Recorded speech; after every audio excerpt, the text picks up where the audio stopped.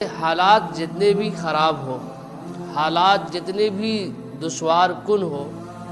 حالات جتنی بھی کٹھنائیوں اور پریشانیوں اور اسویدھاؤں والی ہو، لیکن مسلمان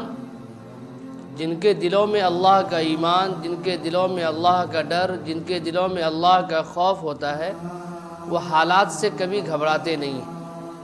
وہ حالات سے کبھی بھی پریشان نہیں ہوتے، کیونکہ قرآن کریم میں اللہ ارشاد فرماتا ہے وَتِلْكَ الْأَيَّامُ نُدَاوِلُهَا بَيْنَ النَّاسِ کہ یہ زمانہ کے نشیب و فراز ہے جسے ہم لوگوں کے درمیان، اپنے بندوں کے درمیان، انسانوں کے درمیان دے کر گردش دیتے رہتے ہیں، تاکہ میں پہچانوں اپنے بندوں کو، تاکہ میں پہچانوں اپنے اس بندوں کو جنہوں نے ایمان کا دعویٰ کر لیا ہے، جنہوں نے اسلام کا دعویٰ کر لیا ہے۔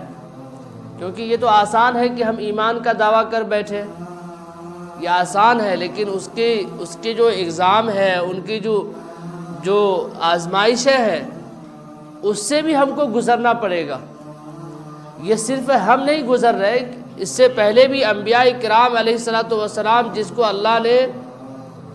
کو اللہ نے نبوت دیا، ان کو بھی امتحانات سے گزرنے پڑے۔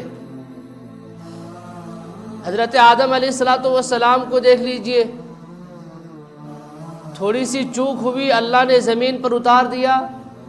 اور روتے رہے، تڑپتے رہے، پھر اللہ نے معافی کا پروانہ دے دیا۔ آپ حضرت یونس علیہ السلام کو دیکھ لیں، یا حضرت ابراہیم علیہ السلام کو آپ دیکھ لیں، آزمائشیں ہوئی ہیں ان کی بھی، کہ کبھی بیٹے کو چھوڑ رہے ہیں جنگل میں، جہاں کوئی مددگار نہیں ہے، جہاں کوئی سہارا نہیں ہے، وہاں بیوی اور بچے کو چھوڑ دیا۔ اللہ کا یہ حکم تھا کہ چھوڑ دو، اللہ کا یہ حکم ہوا کہ اپنے بیٹے کو میرے راستے میں قربان کرو، تیار ہو گئے۔ نمرود نے حضرت ابراہیم علیہ السلام کو آگ میں پھینک دیا، تو کیا ابراہیم علیہ السلام اس وقت کے حالات سے ڈر کر نبوت کا دعویٰ جو وہ کر رہے تھے نبی ہونے کا، کیا اس نے اس کو چھوڑ دیا؟ آخری نبی ہمارے جناب محمد رسول اللہ صلی اللہ علیہ وسلم طائف کے گلیوں میں گئے، لوگوں نے خوب پتھر مارا، یہاں تک کہ مکہ جو اپنا شہر تھا، جو شہروں کی مائیں کہے جانے والی شہر ام القریٰ کے نام سے مکہ کو جانا جاتا تھا، اس زمانے میں بھی اتنے خوبصورت جگہ کو جناب محمد رسول اللہ صلی اللہ علیہ وسلم نے اللہ کے حکم سے چھوڑ دیا۔ تو حالات نبیوں کے ساتھ بھی الٹ پلٹ ہوتے رہے ہیں، اور نبیوں سے بھی امتحانات لیا گیا ہے، اور اسی طریقے سے صحابہ کرام رضوان اللہ تعالی علیہم اجمعین کے ساتھ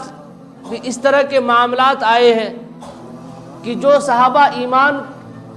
قبول کر لیا، اسلام قبول کر لیا، اب اگر وہ گھر میں تھے تو ان کے ماں باپ نے اسے گھر سے نکال دیا۔ جو صحابہ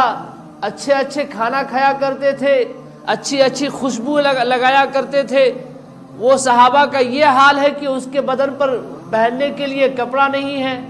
ایک چادر پہن کر گھوم رہے ہیں۔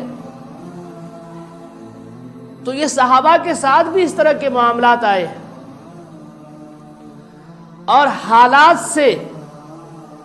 جب بھی کسی نے خوف کھا کر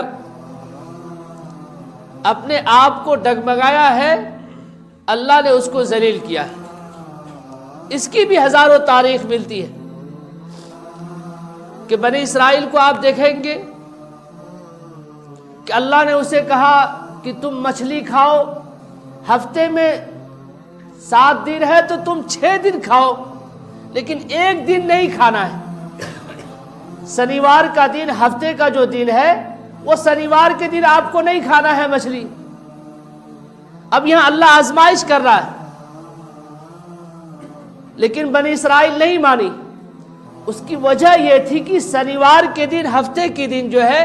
مچھلی زیادہ پانی سے نکل کر سائیڈ اور کنارے میں آ جایا کرتی تھی۔ تو بنی اسرائیل نے جب دیکھا کہ اور دن جب مچھلی مارنے کے لیے آتے ہیں تو مچھلی تو باہر آتی نہیں ہے، آج ہی شنیوار کے دن مچھلی کیوں باہر آتی ہے؟ یہ اللہ کو امتحان لینا تھا۔ تو بنی اسرائیل نے کیا کیا؟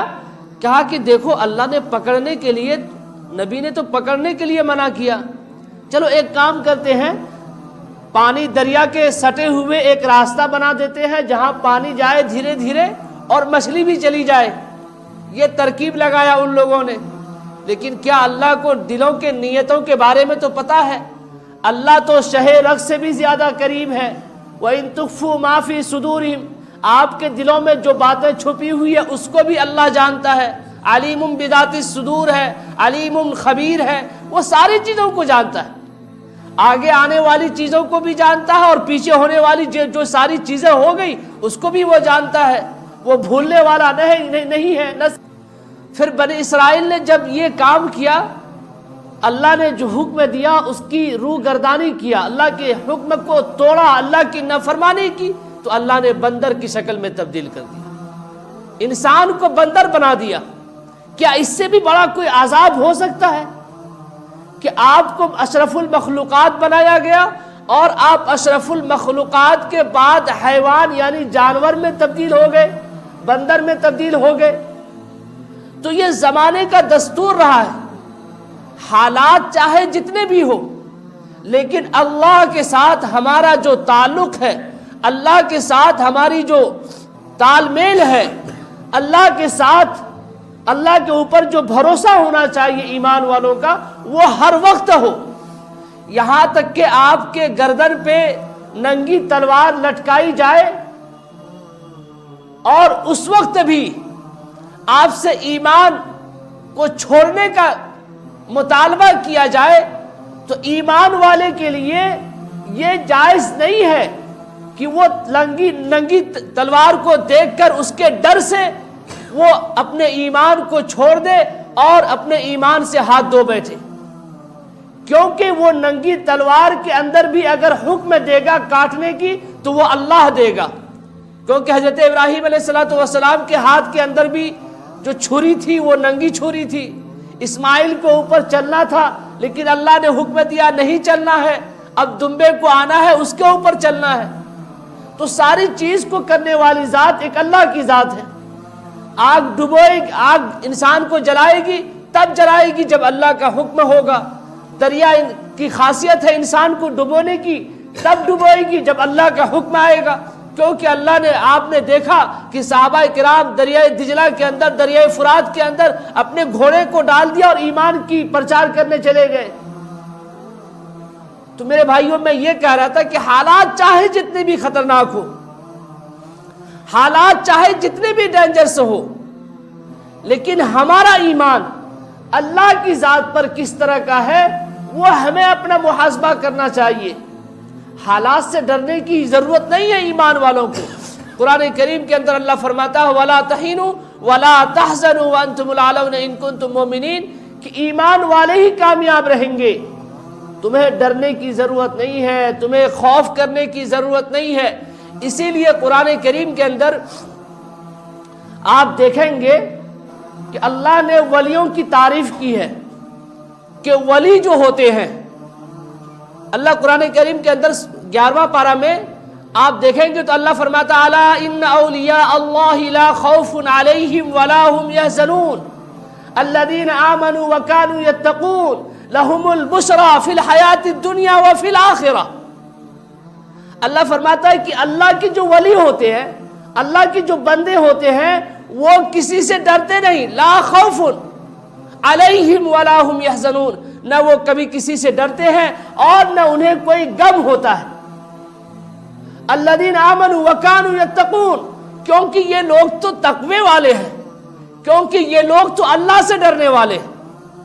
جو بھی اللہ سے ڈرنے والا ہوگا، جو بھی اللہ کی ذات پر پورا یقین رکھنے والا ہوگا، وہ مومن ہے، وہ ولی ہے۔ اور اللہ فرماتا ہے لہم البشریٰ فی الحیات الدنیا وفی الآخرہ، کہ ان کے لیے خوشخبری ہے دنیا کے اندر بھی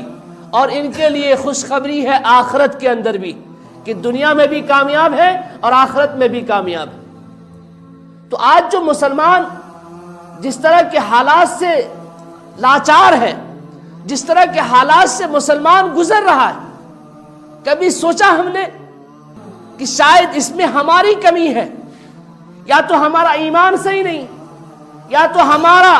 اللہ کی ذات پر بھروسہ صحیح نہیں، ضرور کچھ نہ کچھ گنڈوبل ہے، معاملہ صحیح نہیں۔ ہم صرف ٹوپی لگا لینے کو یا جمعہ کے دن مسجد میں آ جانے کو مسلمان سمجھ بیٹھے تو یہ ہمارا بھول ہے۔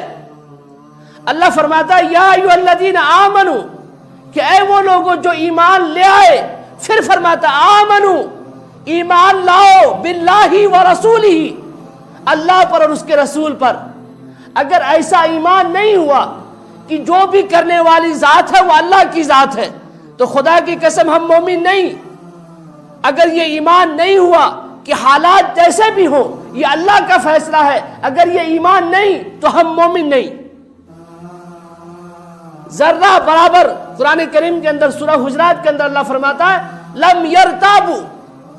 کہ ذرہ برابر اگر آپ شک میں پڑ جائیں گے، کنفیوژن کے شکار ہو جائیں گے، تو خدا کی قسم اللہ فرماتا ہے آپ مومن نہیں ہیں۔ آپ ایمان لاؤ اللہ پر اور اس کے رسول پر، اور ذرہ برابر بھی شک نہ کرو ایمان کے لانے پر۔ حالات آئیں گے، مصیبتیں آئیں گی اور پریشانیاں آئیں گی، امتحانات سے گزرنے پڑیں گے ہمیں بھی۔ آپ سوچو گے صرف ہفتے میں ایک دن آ گئے، جمعہ کی نماز پڑھ لیا، ہم کامیاب ہو جائیں گے۔ خدا کی قسم ایسے ایمان والوں کو اللہ کی ضرورت نہیں۔